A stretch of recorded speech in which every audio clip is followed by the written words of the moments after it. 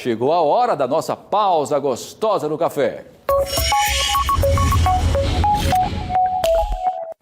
Doutora Alessandra Gama já está aqui conosco, sempre muito bela. Bom dia, prazer revê-la. Bom dia a todos. Seja bem-vinda, doutora Alessandra. Obrigada, Tiago. Olha, o tema de hoje, né, como não poderia ser diferente, é como a nutrição pode ajudar, sobretudo, no desenvolvimento de crianças com transtorno de atenção e hiperatividade. Eu confesso que essa eu não sabia, viu, doutora Alessandra? Pode ajudar?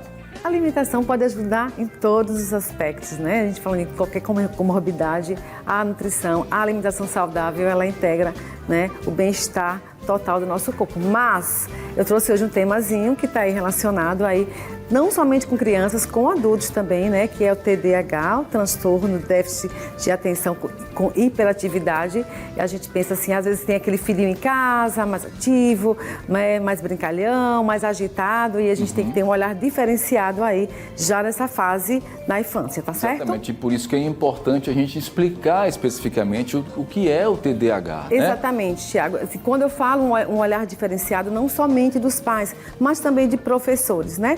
Porque essa criança, muitas vezes, ela tem uma desatenção, ela tem uma dificuldade aí no aprendizado, né? Ela é mais agoniada, ela é mais agitada, e a gente pensa, não, é apenas uma criança muito agitada. Imperativa, né? Hiperativa, então é importante ter esse olhar diferenciado e aí consultar aí, evidentemente, um profissional, né, capacitado para chegar aí numa conclusão e fechar aí um quadro. Exatamente. De uma maneira geral, os sintomas do TDAH, né, basicamente há uma desatenção exacerbada, inquietude e a própria hiperatividade, né? Exatamente. Por isso que é importante ter esse olhar e esse encaminhamento para um profissional específico, né? Um transtorno aí neurobiológico causado de causas genéticas, né? Que na verdade já vem na formação cerebral desde a gestação. Então, assim, trazido, pode ser acometido também por deficiências nutricionais aí já na gestação. Então, a gente tem que pensar o seguinte, como na semana passada, a alimentação equilibrada durante o período gestacional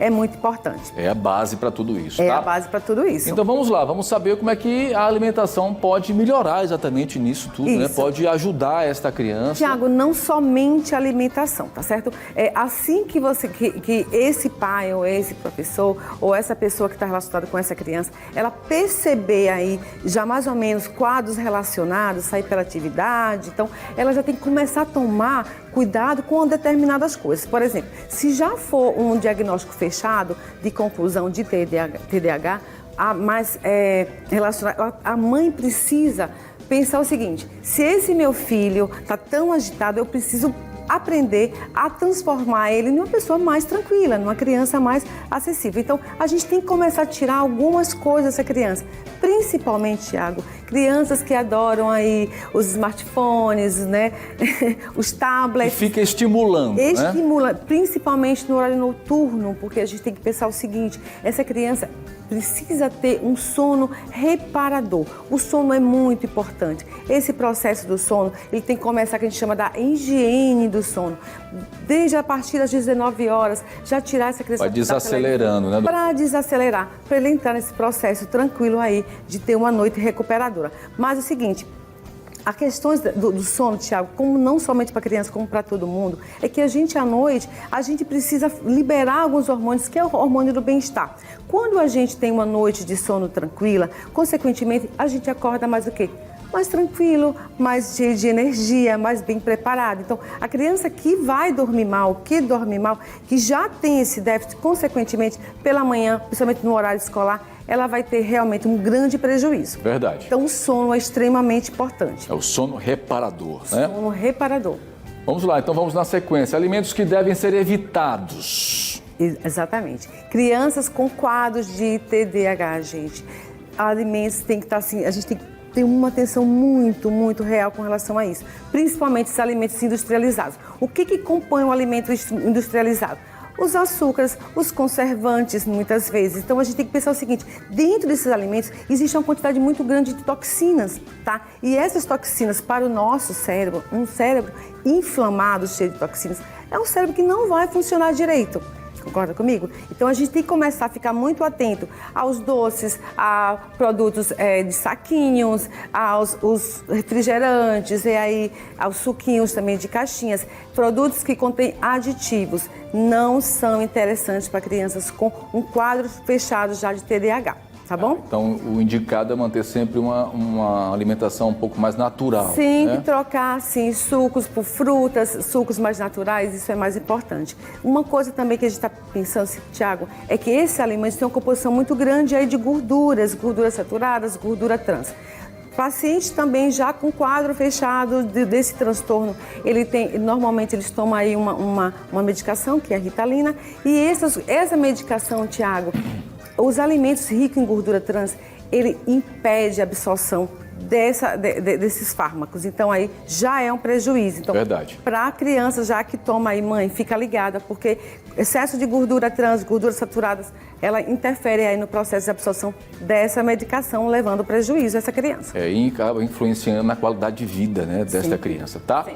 Próxima dica, alimentos que devem ser estimulados. Aí sim. Exatamente. Alimentos que devem ser muito estimulados. Proteína, eu sempre começo pela proteína, Tiago, porque a proteína, ela aumenta o nível e a relação da dopamina e noradrenalina, que são hormônios responsáveis aí pela nossa concentração, pela atenção, né? Porque a gente chama o hormônio da atenção. Então, a proteína, ela tem esse poder de fazer aumentar esse tipo de neurotransmissores. Então, a criança vai ficar mais atenta, ela vai ter melhor concentração, ela vai ter melhor memória. Então, não pode deixar no café da manhã a criança comer um doce, comer uma bolacha, comer um pão branco, um suco de caixinha e ir para a escola. O que vai acontecer com essa criança?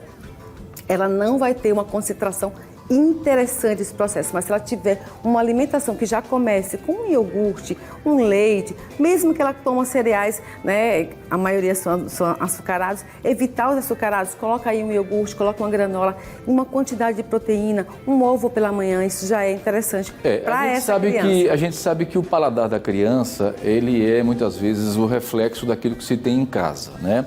Se a criança... a criança come muitas vezes o que os pais comem. A criança não nasce com um paladar pronto. Até porque a criança não vai ao supermercado, né, Tiago? Exatamente. Então, assim, as escolhas realmente são e devem ser feitas pelos pais. Exatamente. Então, o que a gente está querendo estimular? Que o pai... meu filho não come verdura. Mas já tentou? Estimula de alguma forma, né? A criança que cresce num ambiente obesogênico, ou seja, uma criança que cresce com pais que não vê pais comendo frutas nem legumes, ele não vai repetir, tá? Não vai repetir. Isso é um hábito, é normal. Com certeza. Então, é importante ter esse olhar também. Então, a proteína, café da manhã, super importante. Café da manhã, almoço e jantar, sempre colocar uma proteína aí, porque é bem interessante. Carboidrato, Rica, a gente tem que pensar o seguinte, na qualidade desse carboidrato. Eu falei no pão branco, porque é um carboidrato de alto índice glicêmico. Quando a gente come um carboidrato de alto índice glicêmico, o que vai acontecer? A gente gera energia, a gente gera um açúcar. É importantíssimo isso para o cérebro. Açúcar é o motor, tá? Para o nosso cérebro, é energia. O problema é o excesso, né? Exatamente, mas a gente tem que entender o seguinte, quando a gente come esse açúcar, a gente faz o pico de insulina, esse açúcar sobe rapidamente e aí a gente dispara a insulina. Rapidamente, mas a insulina desce esse açúcar e dá, sabe o quê? O soninho, a fadiga. Então, a criança que comeu um carboidrato simples de manhã e vai para a escola, na parte da manhã, ela já perdeu completamente essa energia, tá? Então, a gente tem que tomar esse cuidadozinho. Então, de preferência, um carboidrato aí integral, um carboidrato de baixo índice glicêmico, pãozinho integral, que é importante nesse processo. Nós falamos as dicas para as criançadas, para a criançada, mas essa também pode ser utilizada para os adultos da mesma forma, né? É uma dica para adulto, né? A gente tem que pensar o seguinte, proteína, carboidrato de baixo índice glicêmico e um ômega 3, que é uma parte, né? A gente sempre fala aqui do ômega 3, nosso queridinho.